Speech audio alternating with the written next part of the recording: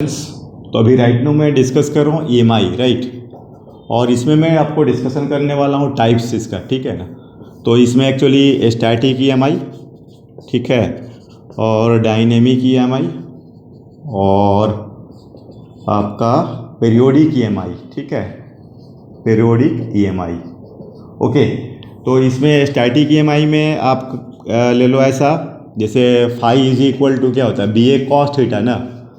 तो इसमें ई एवरेज जो होगा, आपको इसका मैग्नीट्यूड ले लो, तो इसमें आपको A cos theta, B final, B initial and upon delta T, ठीक है। इसमें एरिया और ये एंगल कांस्टेंट रहेगा।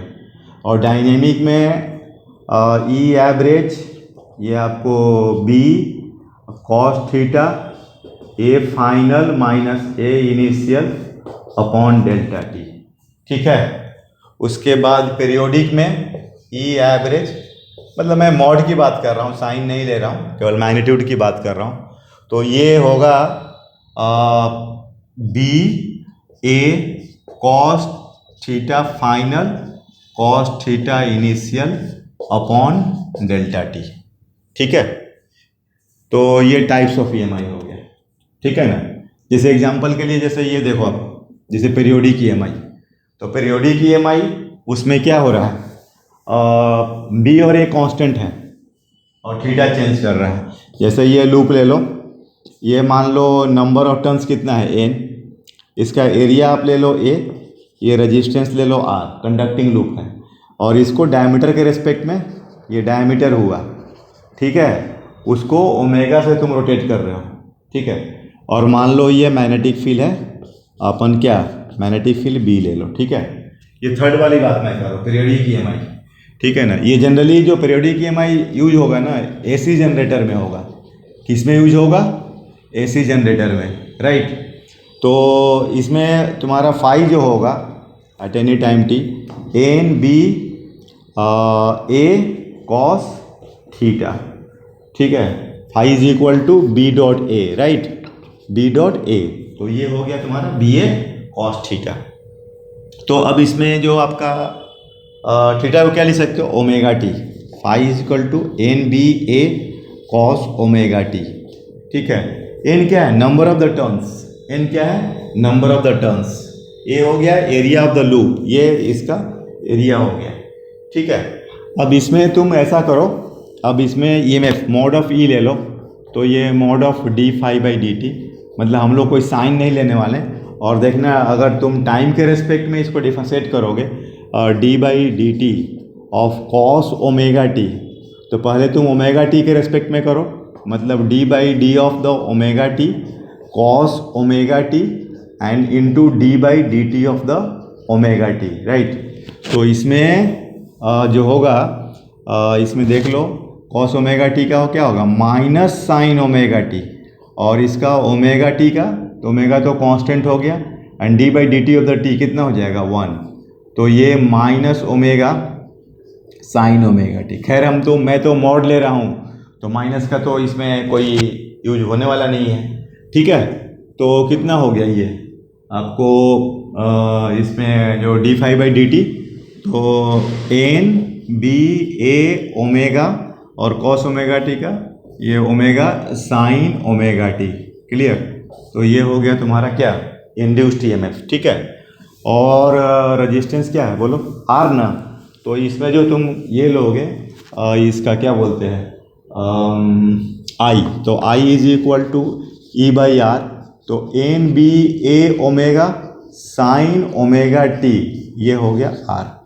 तो एक्चुअली ये हम लोग आई इज इक्वल टू, ये मैक्सिमम करंट हुआ, साइन ओमेगा टी का मैक्सिमम वैल्यू कितना हुआ आपको, कितना 1, तो आई नॉट, इसको आई नॉट में बोलता हूँ, एन बी ओमेगा को साइन ओमेगा टी, ठीक है।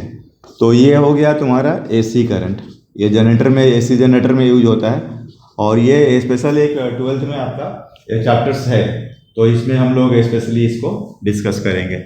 आई नॉट साइन ऑल्टरनेटिंग करंट से मतलब कैसे करंट का डिफरेंट सर्किट्स में आपको ये फ्लो करता है, पोटेंशियल डिफरेंस डिफरेंट कंपोनेंट्स में। तो ये एक स्पेशल चैप्टर्स हैं। तो ये तो खैर मैं एग्जाम्पल के लिए मतलब पीरियोडिक ईएमआई ऐसे डिस्कस कर दिए।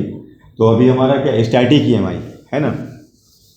तो स्टैटिक ईएमआई जो होगा उसमें आपको क्या मैग्नेटिक फील्ड चेंज हो रहा है। तो इसमें स्टैटिक ईएमआई जो है उसमें ई एवरेज जो होगा तो इसमें ए कॉस थीटा और बी फाइनल, बी इनिशियल और डेल्टा टी। ठीक है, ये डेल्टा टी इसमें आपका आ रहा है।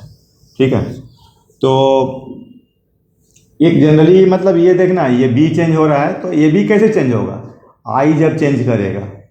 मतलब कोई ऐसा स्ट्रक्चर होना चाहिए जहाँ पर सिचुएशन देख लो आप कि एवरेज ईएमएफ इंड्यूस होना चाहिए, लेकिन आपका मैग्नेटिक फील्ड सिर्फ चेंज होना चाहिए। ठीक है, एरिया फिक्स होना चाहिए, ठीक है, एंगल चेंज नहीं होना चाहिए, रोटेशन वगैरह नहीं होना चाहिए।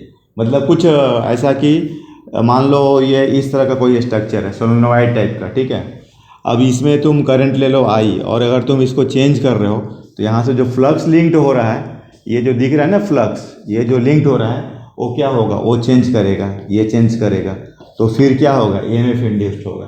ठीक है, और यहाँ देख रहे हो ये एरिया तो आपका कांस्टेंट है, मैं इसको कुछ नहीं कर रहा हूँ, ये मतलब फिक्स है, तो इसलिए क्या है कि इसका थीटा भी फिक्स है। ठीक है, तो एक्चुअली ये जो डिवाइस है, ये जो इसको हम लोग स्पेशली ये क्या बोलते हैं, इंडक्टर बोलते हैं। क्या बोलते हैं, इंडक्टर। ठीक है, तो इसमें देखो ये हमारा सिस्टम है, ये स्टैटिक ईएमआई बोलते हैं इसको। क्या बोलते हैं, स्टैटिक ईएमआई।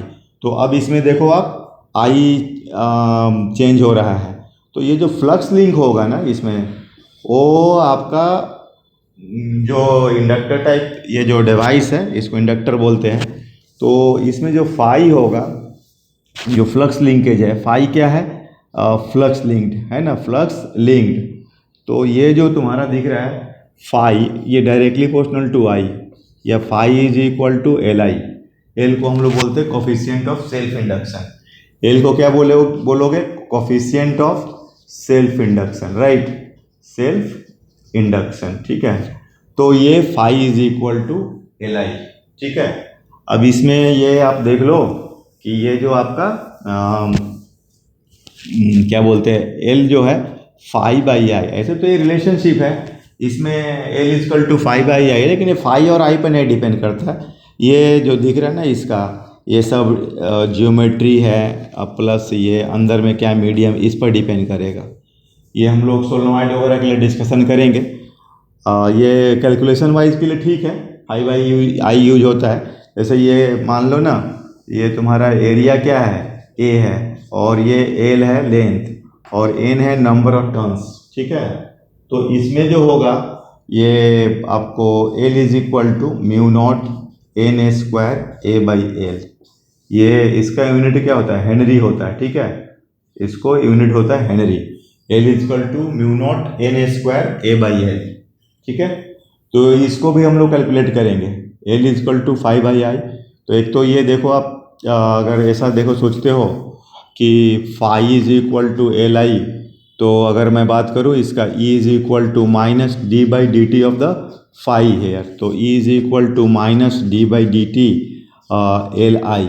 ठीक है, तो E is equal to minus L D I by D T. ठीक है, तो E is equal to minus L D I by D T.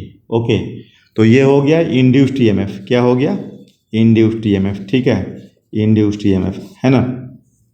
और अगर मॉड लो, अगर आप एवरेज इसकी मैग्नीट्यूड देखो तो क्या होगा, तो अगर आप इसका मॉड ऑफ ई लोगे तो L D I by D T. ठीक है, या एल कैलकुलेट करना है, mod of E D I by D T. जैसे कोई सर्किट्स में आप एल कैलकुलेट करना चाहते हो, कॉम्बिनेशंस वगैरह, रेट ऑफ करेंट्स वगैरह दिया हुआ है, तो जिसके कॉन्टेक्स्ट में तुम्हें याद, ये तो L is equal to five by I.